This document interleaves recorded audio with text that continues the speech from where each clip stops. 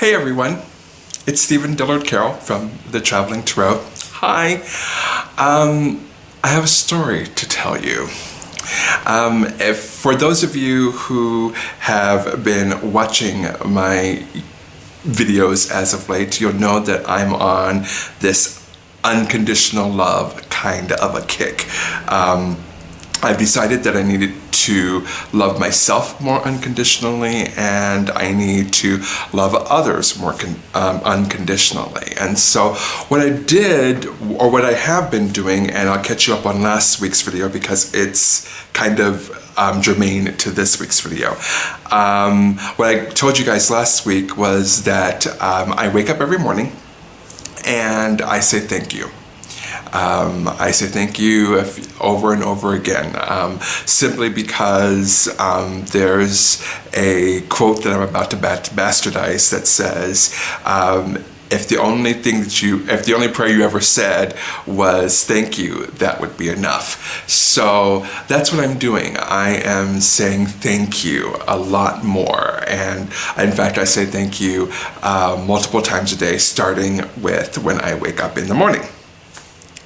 And I say that for a few minutes, and then I transition into kind of a affirmation meditation, a chant, a mantra, if you will, of I love me unconditionally.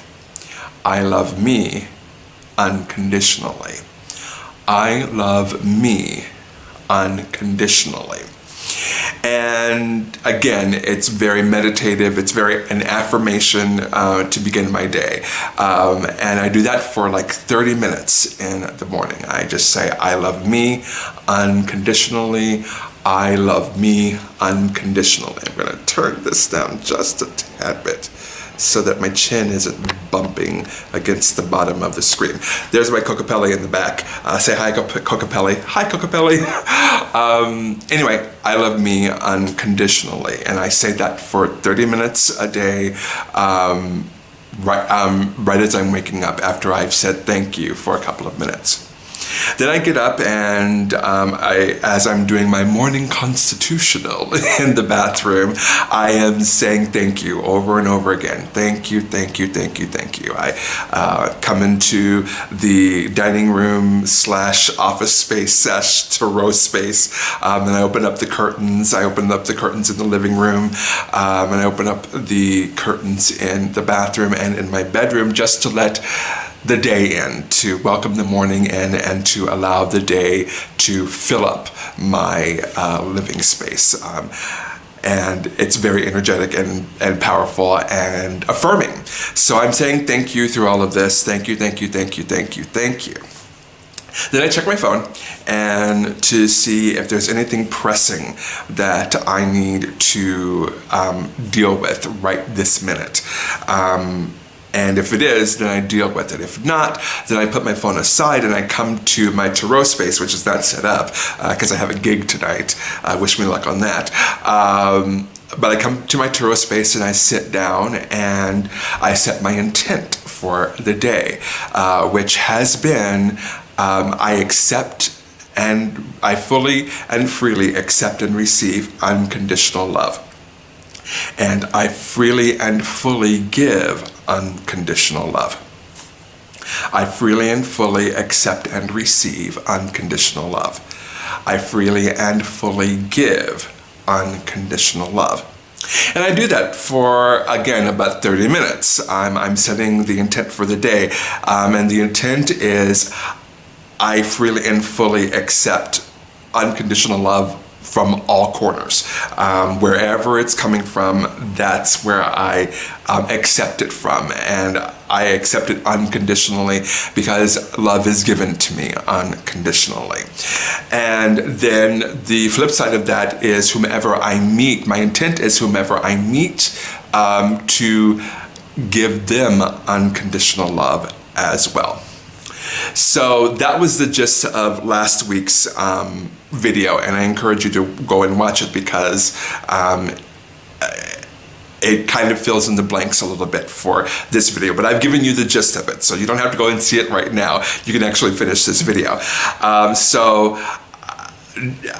uploaded that last Saturday, and literally the next day, I'm sitting in my Tarot space, about to set my intent for the day.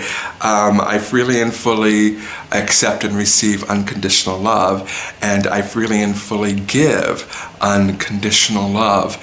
And I'm doing that, and I'm in the flow, I'm meditating, it's feeling good, you know, I'm in the flow of unconditional love, it's just flowing through me, and I'm like, yes, this is lovely.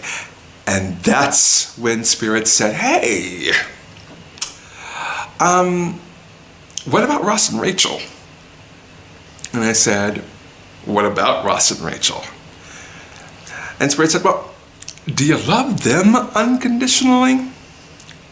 And I said, well, I guess I don't particularly like them, but I love them. And Spirit was like, do you? Do you really? And it got me to thinking. Now, let me set the story. Let me give you the backstory on Ross and Rachel. I met Ross and Rachel probably almost a year ago, maybe give or take a few months. Almost a year ago. And we became friendly. And it happened that probably around the end of winter, the beginning of spring this year, certainly no later than the beginning of spring this year, that I found out they were flaming racists.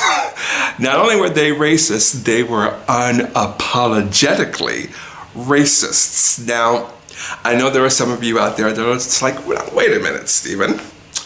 How is it that you were friends with these people for months on end, and it took you months on end to figure out that they were racist?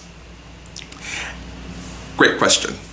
And the answer is, it just did not come up in conversation, which is, again, weird for me, because as a Black person dealing with people that are outside of my race, we tend to have that conversation sooner rather than later. And so that it didn't come up for months and months and months on end is strange for me. It just is, and I don't have the answer to that. I don't know why it took, months on end for us to finally have that conversation. But when we did, it was explosive. It was extremely explosive. It was uncomfortable, to say the very least, and it was confrontational, to say the very least, and it did not end well. Again, to say the very least. What I found out about Ross and Rachel is that they both are in agreement that slavery in America is not as bad as us Black folk want to make it out to be. Not only that, but racism in America is not as bad as us Black folk want to make it out to be. And quite frankly, Black people should just get over it already. So, like I said, the conversation was explosive. And needless to say, so why am I saying it? Ross and Rachel and I parted ways, and we have not seen or spoken to each other since. So that's the backstory on Ross and Rachel, and it gives color to, what I was doing last Sunday. I freely and fully give unconditional love, and the universe was like, do you? Do you really? Because if you do, what about Ross and Rachel? And so I'm mulling this over, and later in the day I got to meet with two other friends of mine, Martin and Gina. And Martin and Gina are wonderful people. They're wonderful people. We have had the race conversation eons ago, and we're good. I had the pleasure of meeting with them for lunch. Actually, it was brunch. And I brought up, the whole unconditional love thing, and then I told them about Ross and Rachel. And Gina, who is so much more brilliant than she gives herself credit for, she said to me, well, Stephen, you do believe that there is no separation between us, that there is no dividing line between any sentient being on this planet. We are all one. Especially as humans, we're all one. Do you agree with that? And I said, well, yeah, I agree with that. And she said, well, then if you can't love Ross and Rachel unconditionally, that means that there is something within you that you feel is unlovable. Because we're all one. There is no dividing line between any of us. We are all one. And she went further, and she said, you know what, Stephen? Not only that, but if there is something within Ross and Rachel that you can't forgive, that means that there's something within yourself that you feel is unforgivable. And so I'm thinking about that, and I'm just processing that and letting that marinate in my mind, and I'm thinking about it.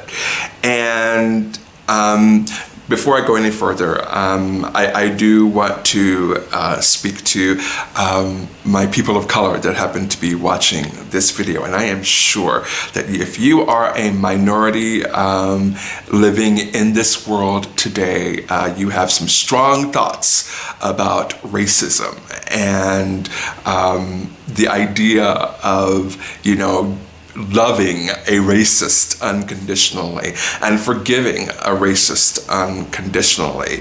I'm sure you have some strong thoughts about that, and I welcome that conversation as long as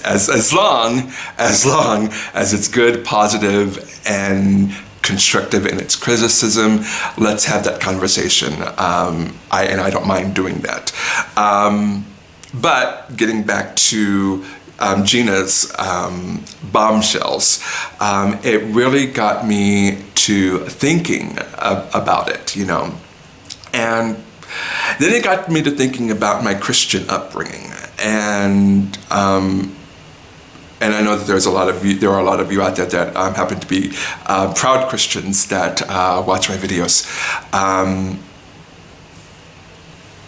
The Bible even says that God created man in his own image and his own likeness. And if that is true, then when we look at other people and we're interacting with other people, from a Christian perspective even, we are interacting with the likeness of God. And then there is, of course, the old adage that God doesn't make junk. And if that is true, then racists aren't junk. And when you're dealing with racists, you're dealing with the likeness of God. So that is running through my mind all this week. Ross and Rachel have been paramount on my mind as I'm doing my meditation back in my Tarot space. Every day, Ross and Rachel come to mind, and every time I get my mouth set to say, I freely and fully give unconditional love, this Spirit is like, well, now wait a minute. Have you dealt with Ross and Rachel yet? And if you haven't, then are you sure that you are loving everyone unconditionally? Because the truth is, and this actually goes beyond Ross and Rachel, the truth is it's easy to love people unconditionally that are nice. It's easy to love people unconditionally when they're courteous and kind.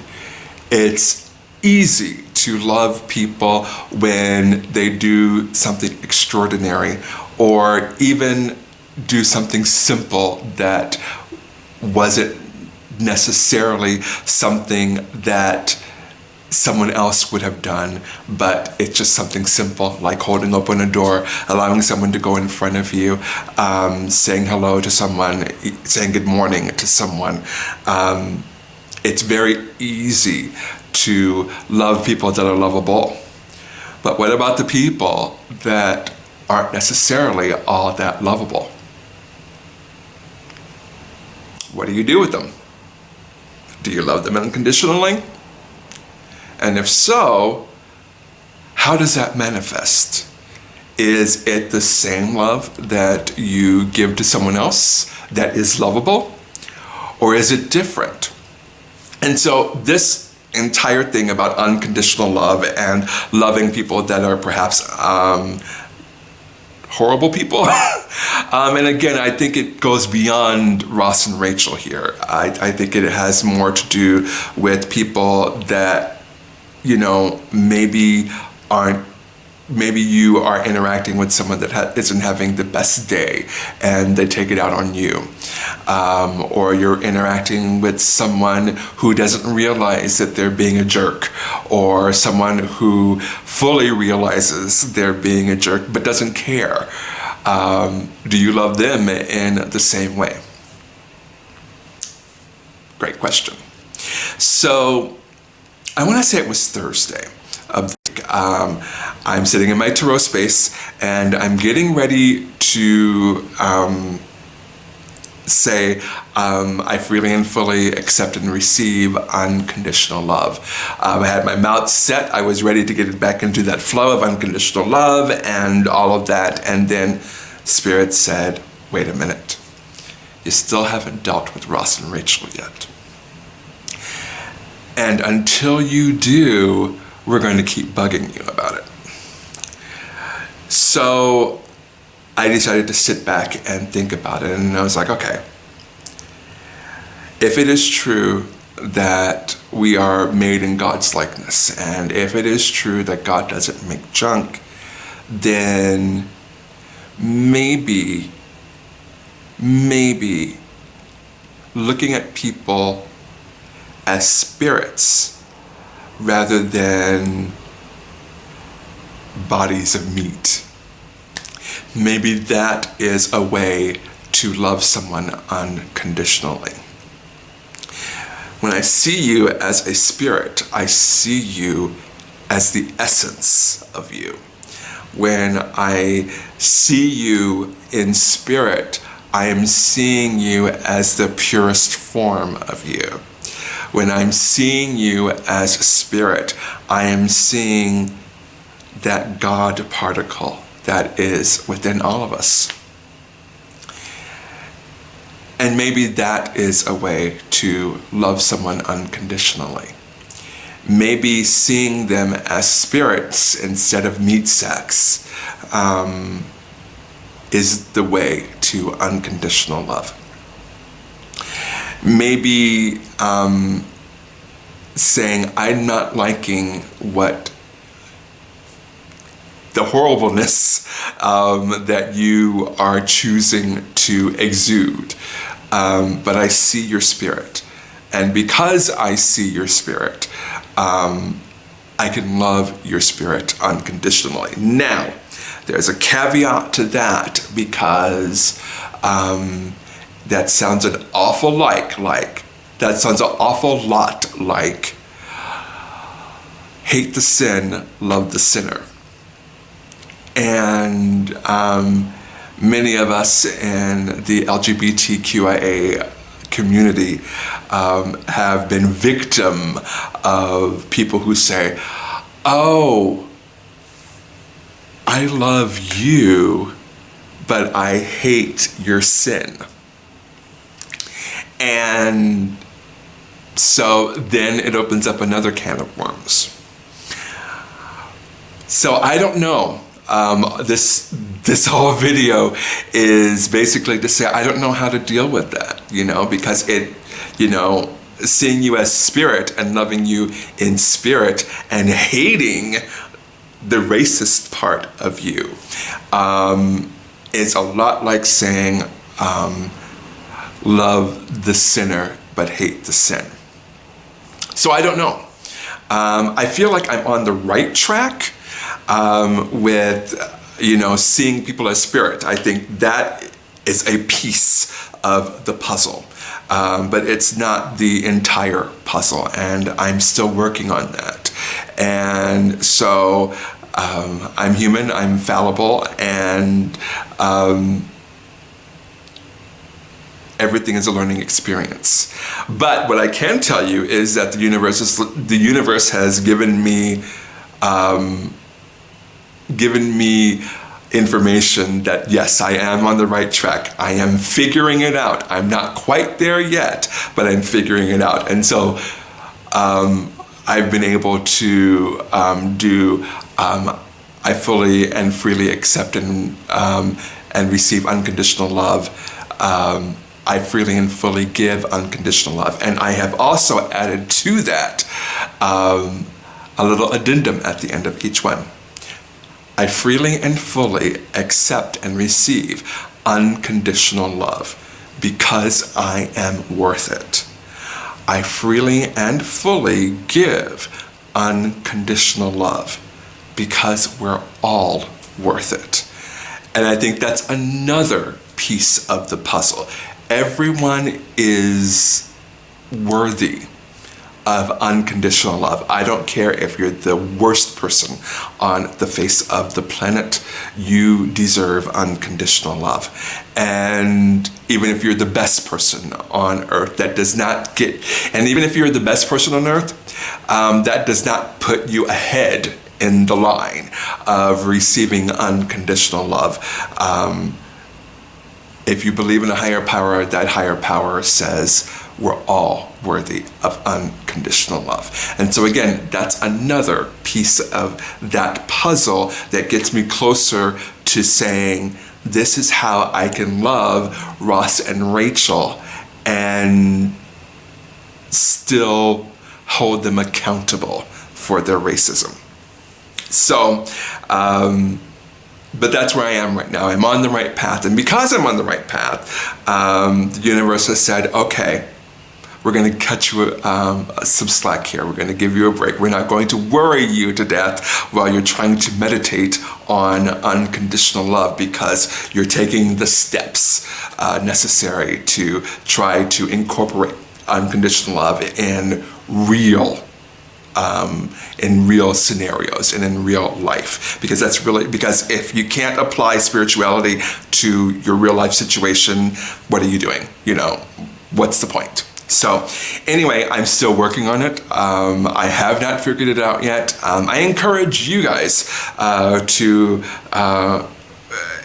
engage in conversation with me. I'm interested to hear how you end up unconditionally loving someone that perhaps is not the best person in the world. So that's it. I hope that you guys have a great rest of your weekend, and I will see you next week. Bye.